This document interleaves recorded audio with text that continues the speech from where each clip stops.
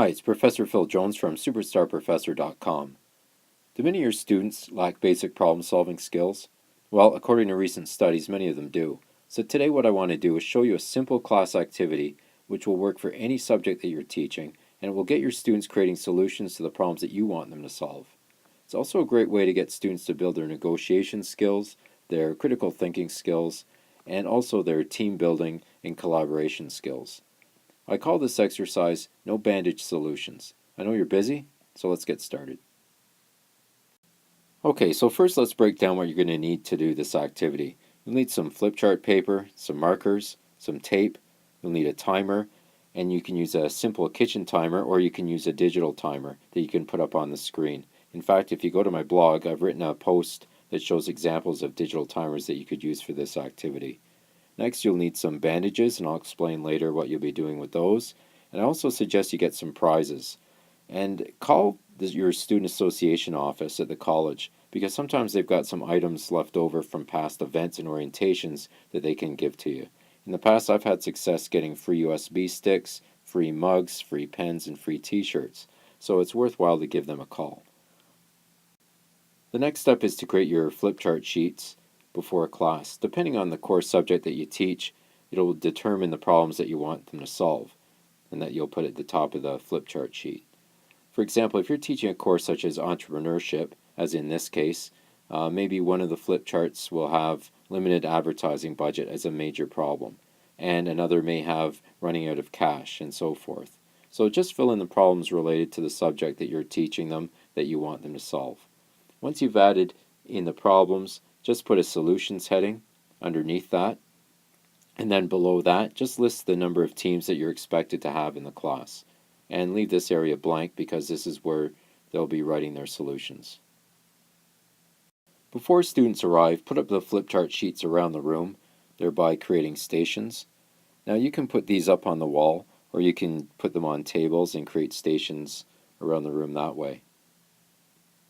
And make sure to leave some room between each station so the students don't bump into each other as well. The next thing you'll do is preset your timer to 5 minutes. I like giving 5 minutes because it forces the students to work quickly and collaborate with each other to come up with a solution. Because remember, they're just coming up with one solution at each station, so 5 minutes is enough. You also need to keep in mind that this exercise takes about 45 minutes in total from the beginning to the end. So if you have a typical 2-hour class, the first half of the class is taken up with this exercise.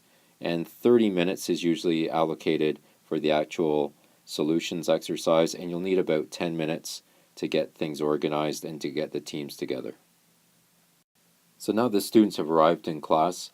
Now it's time to get them divided up into teams, have them pick a team leader, grab a marker, and then have them stand at a station, and this will become their starting point. So before they start their circuit, it's important to explain some important guidelines. First, as they move to each station, they must not repeat a solution that was given by the group before them. So there's no duplication of solutions as they go around the room. Second, they write their solution where it corresponds with their team number that was assigned to them. And third, as mentioned, they'll have 5 minutes before moving on to the next station.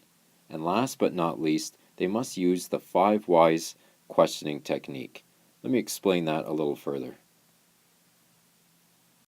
The 5 whys is a cause and effect questioning technique that was developed by Sakichi Toyota as a way of solving problems during the car manufacturing process. By having students apply this technique to their problem solving, it will teach them that they need to peel away layers from the original stated problem in order to get to the root of the problem and not end up with bandage solutions. So they do this by asking in succession a series of whys, usually 5, in order to get to the cause or root of a problem. Usually by the time they've hit the 5th why, they've reached the root. Let me give you a couple of examples, and we'll start off by looking at this car example. Here's our car traveling along the road, then all of a sudden it breaks down. So the car breaking down becomes the obvious problem, but now we can apply the 5 why technique to this. So the first question that you'll ask is, well, why is the car broken down? Why? Because the battery's dead. There's your first why, leading to the second why, because the alternator isn't working, leading to the third why, because the alternator is worn out, to the fourth why, because the alternator belt hasn't been replaced for years, leading to the fifth why, and the root of the problem is because the person who owns this car didn't follow the suggested maintenance schedule for the car. So based on that, your solution can be to make the time to take the car in for regular maintenance. So there's your solution to the root of the problem. So let's take another example. Let's say that there are several trees along a roadside and they're all dying. So this would be the original problem that is seen, but you need to peel back the layers to determine the cause. By doing this, you would see the connection that led up to the tree dying. You would uncover that the tree has unhealthy leaves, unhealthy branches, an unhealthy trunk, an unhealthy core, all leading to the unhealthy roots, which you would discover that they're all dying. So then you have to ask, well, why are the roots dying? Let's say that you discover that road salt is draining along the roadsides and it's drawing water away from the roots. So there's the cause of your problem. Once you know that, you can look at alternative solutions, environmentally friendly solutions, to using salt on the roads. So you get the idea how this works. You may even want to give an example in class before they do this activity so they can grasp the 5 whys concept. Now once they finish their circuit, give them a break, say 12 minutes and 8 seconds. And if you wonder why I say 12 minutes and 8 seconds, you can read my blog post, why I think it's important to stagger break times like this. But the break actually allows you time to do a quick scan of what they wrote down at each station and give you some ideas before you start reviewing them. Now they're back from break, it's time to review their answers. As you're reviewing them, remember those bandages I told you to get? Well, now's the time to use them. If you think a solution is a bandage solution, then what I want you to do is slam down a bandage over top of those solutions. So let's take, for example, team 2, 3, 4, 5, and 6 had bandage solutions. So you'll slam down a bandage over top of each one of those. It's a humorous way of making the point, but also it creates a strong visual and auditory impression on students that they will remember, and they do remember. Many of my students have told me months or even years after the class that they remember me slamming those bandages down over those flip chart sheets.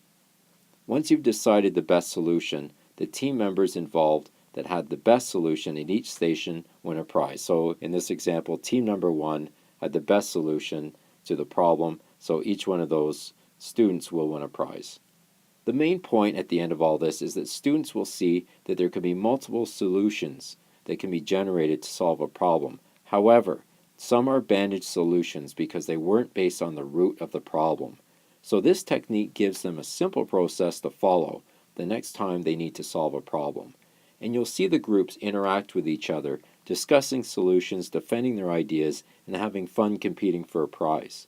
And I know one thing for sure, they'll learn more doing this class activity than if you just stood there for 2 hours lecturing to them about problem solving. And we don't want to do that, right? So I hope that you'll be able to use this activity in your class, or maybe it will get you thinking how you can customize the idea for your own class situation. For more teaching tips and ideas, make sure to check out my blog, superstarprofessor.com. If you have a QR code reader on your mobile device, simply scan this code and it will take you directly to the site. And once you're there, you'll see some college humor with my cartoons and videos. You'll see some teaching strategies, a new section called Technophilia, which deals with educational technology, and you'll also see teaching resources. My name is Phil Jones. Thanks for watching, and I'll see you on the blog.